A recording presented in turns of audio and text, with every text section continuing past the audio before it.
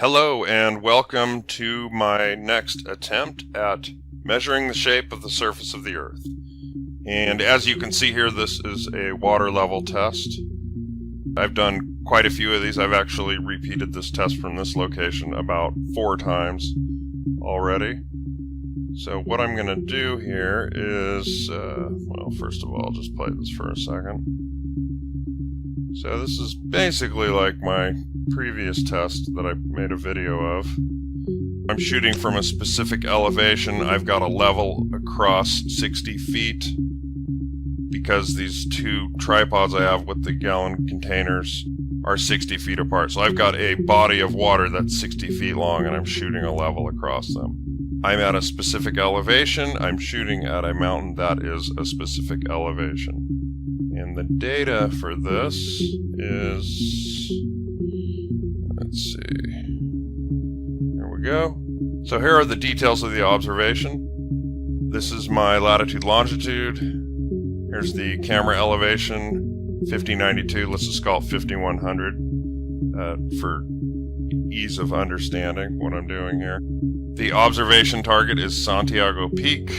The elevation to Santiago Peak is 5692. And again, I'm just going to round it up to 5,700. So the target is 600 feet taller than the camera and the water level. And I am 42.4 miles from that target. And you'll see why this actually works out really nice for a test here, because the curvature, expected decline from a curvature of the conventional globe model would be 1,200 feet. And I can show you that right here. So here you go. 42.4 miles is going to give you 1,198.8 feet. I just rounded it to 1,200 to make it easy. So let's see here. So I'll go back to my data sheet on this.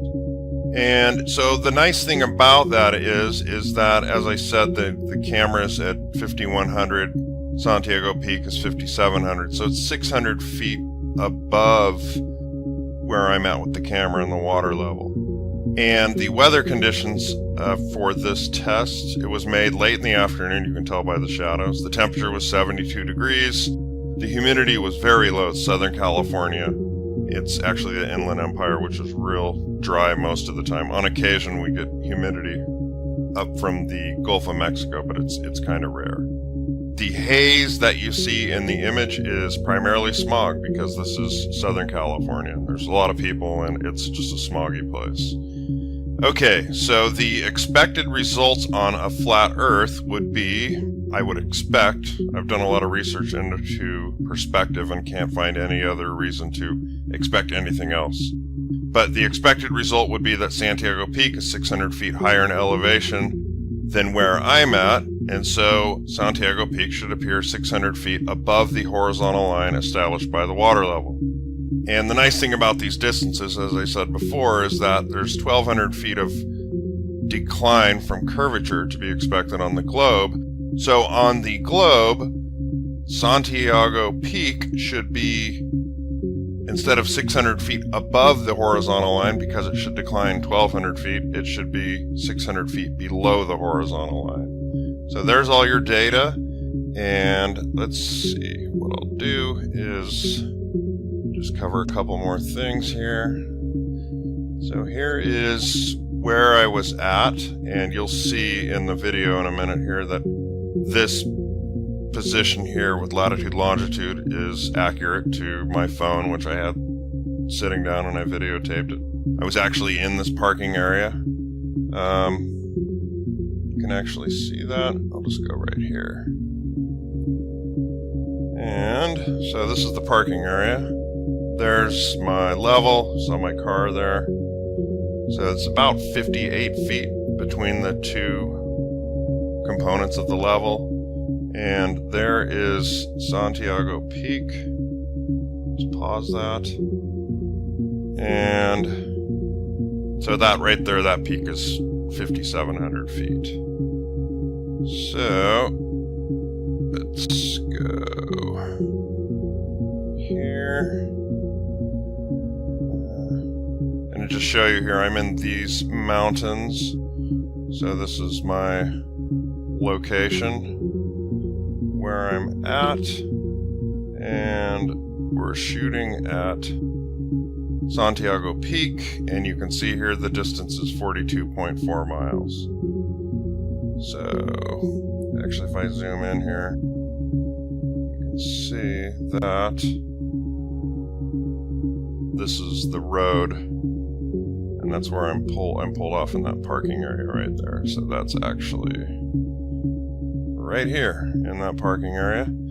And so if you see, this is the latitude, longitude. I'll go real quick to, this is a shot of, so there's the actual shot, the water level shot, and we're gonna get latitude, longitude. So if you take note of that, you will see that if I go to Peak Finder,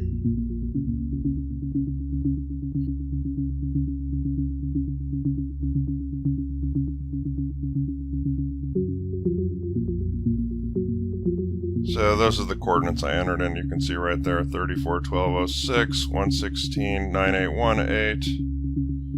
And I'll just go ahead and close that because we've already done that. And if I get my information here, we're at 5090. We're on about a 3-foot tripod, so 5093. Like I said, I rounded up to 5100. And let's see. We are looking at Santiago Peak, which, just move that up. There we go. So you can see here Santiago Peak is 5692, 42.4 miles away. And it's, you know, I picked it because it's real prominent. It's obvious what peak you're looking at there. Those two peaks. Moja Seca and Santiago are the two most prominent peaks. So that's why I went with Santiago. So, let's see. I've gone over all of that. So here's the actual observation. And keep in mind, I'm at 5,100 feet. I am filming a mountain that's 5,700 feet. And I'm just going to let this run for a second here. So there, let's wait till it clears up.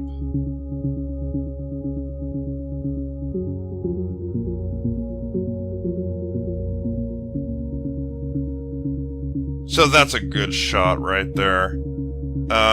These levels, I mean, I spent a lot of time leveling them out, and you can, you know, I could sit there and adjust the camera up or down a quarter of an inch, and you still end up with essentially the same thing. I mean, the water levels, it's real accurate. I feel like when you're looking across it, it's painting a line across the sky, and you're not gonna be off slightly and have it be dramatically off. I mean, it seems to consistently give me the same line every time I set it up. Every time I'm looking across there, it looks about the same. So, and what we're seeing here is that I've got this level line that is being projected outward off of this water level, and on a flat earth, as I said already, this we're at 5,100 feet here. This mountain is 5,700 feet high. So, in my mind, on a flat earth, I'm looking 42 miles away at a mountain that's taller than me. Then when I'm shooting a horizontal line out, that mountain should be taller than that horizontal line. And it's not only not taller, as in maybe it's, you know, not even just level, it's actually below the line, significantly below the line. And actually, it's about 600 feet below it. I mean, that's really what it looks like to me.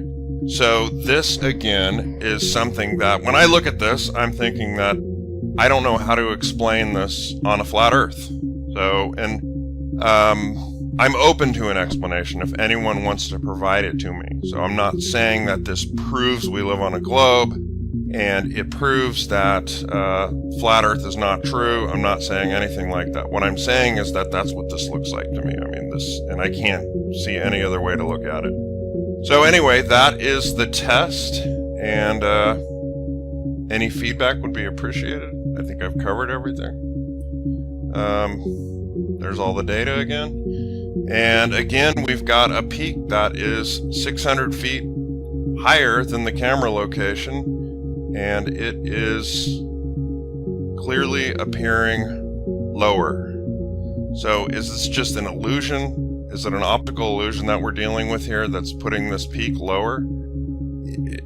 Because that would be the only thing I could imagine that would set this up. And again, I've done the same sort of observation with mountains that are even closer, and I'm getting the same thing. 20 miles, like 22 miles. And again, I'm trying to, in my mind, understand how shooting through thin air at relatively short distances would cause such a huge distortion like that to push mountains down and create this illusion, essentially, that makes the mountains appear shorter. Because to me, I would have to believe that I'm looking at an illusion, and I can't trust what I'm filming. I can't trust what I'm seeing. And then I just have to make an assumption that those mountains are level with my horizontal line, and somehow I'm being tricked by the atmosphere or by perspective. And everything that I've read, I've not found any reason to believe that. But I am open to any evidence. If someone wants to provide links on perspective, compression, any sort of information that can help me in a very rigorous scientific and mathematical way come up with an answer for this, other than that these mountains are over the curve and that's why they're declined down. So that's it. Thanks for watching my video. I appreciate it. Bye.